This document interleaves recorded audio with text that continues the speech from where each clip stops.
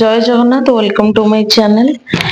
ଯେହେତୁ ମାର୍ଚ୍ଚ ମାସ ଚାଲିଛି, ଆପଣ ମାନେ ଜାଣିଥିବେ ଯେ ପ୍ରାଇଭେଟ ଚାକିରିଆଙ୍କର ମାର୍ଚ୍ଚ ମାସରେ କଣ ହାଲତ ହୁଏ। ତଥାପି ଦେହ ଭଲ ନଥିଲା, ରେଡି ହେଇକି ବାହାରିଲି।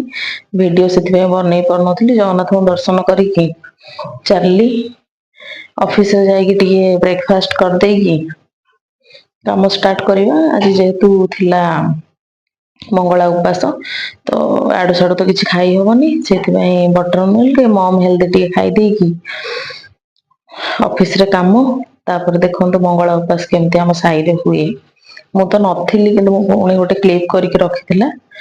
ବହୁତ ଭଲସେ ସେଲିବ୍ରେଟ ହୁଏ ଆଉ ଭଲସେ ପୂଜା ହୁଏ ଆମ ସାହିରେ। ତାର ଗୋଟେ ଭିଡିଓ ବି ପକେଇଛି, ଆପଣ ମାନେ ଦେଖିଥିବେ ସର୍ଟ ଭିଡିଓ। ବଢିଆ ହୁଏ ଆଉ ପଣା ବି ପୁରା ୟମି ବାଲା। ତାପରେ ମାର୍ଚ୍ଚ ମାସ ଅଫିସ କାମ ସାରି ଚାଲିଲି ଘରକୁ ଆସିଲି। ଘରକୁ ଦେଖନ୍ତୁ, ଏଇଟା କୋଉ ରୋଡରେ ମୁଁ ଆସୁଛି। ଯୋଉମାନେ ପୁରୀ ଲୋକ ହେଇଥିବେ ସେମାନେ ତ ନିଶ୍ଚୟ ଜାଣିଥିବେ। ଆପଣ ମାନେ କମେଣ୍ଟରେ କହିବେ ଯେ ଏଇଟା ମୁଁ କୋଉ ରୋଡରେ ଆସୁଛି।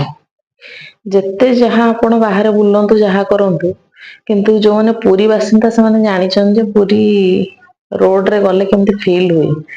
ମୁଁ ଯେବେ ବି ଭୁବନେଶ୍ଵର କି କଟକ କି ବାହାରକୁ ଯୁଆଡେ ବି ଯାଏ, ଯେତେବେଳେ ପୁରୀରେ ଏଣ୍ଟ୍ରି କରିଦିଏ, ମତେ ଗୋଟେ ଅଲଗା ପ୍ରକାର ଫିଲିଙ୍ଗସ ଆସେ। ମୁଁ ମୋ ଫିଲିଙ୍ଗସ ଆପଣ ମାନଙ୍କ ସାଙ୍ଗରେ ସେୟାର କରୁଛି।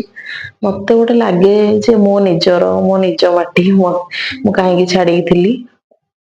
ତାପରେ କାଳିଆ ଦର୍ଶନ କରିକି ଘରକୁ ଯିବା ବାଟରେ ତ ଜଗନ୍ନାଥ ମନ୍ଦିର, ଆଉ ଫେରିବା ବାଟରେ ବି ଜଗନ୍ନାଥ ମନ୍ଦିର। ଯେହେତୁ ସୌଭାଗ୍ୟ, ସେଥିପାଇଁ ଦର୍ଶନ କରିକି ଟିକେ ପତିତପାବନ ଦର୍ଶନ ଆଉ ନୀଳଚକ୍ର ଦର୍ଶନ କରି ଘରକୁ ଫେରିଲି।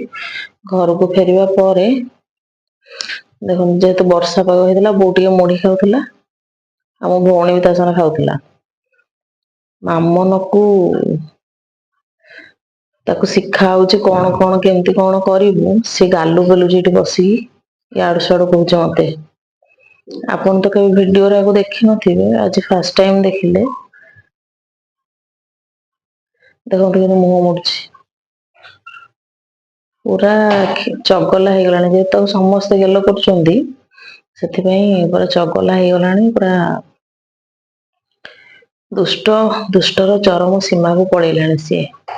ତାକୁ ଯାହା ବି ଗୋଟେ କହିଲେ ସେ ଆନ୍ସର ସାଙ୍ଗେ ସାଙ୍ଗେ ଦଉଛି। ତାକୁ ସେଥିପାଇଁ ମାଡ ହଉଛି। ଆଉ ଏଥିପାଇଁ ଆମରି ଘର ଲୋକ ହିଁ ଦାୟୀ। ତାକୁ ଗୋଟେ ଗେଲ ବସର କରିକି ରଖିଛନ୍ତି ବୋଲି ସେ ଏତିକି ଉତପାତ ହଉଛି ଘରେ।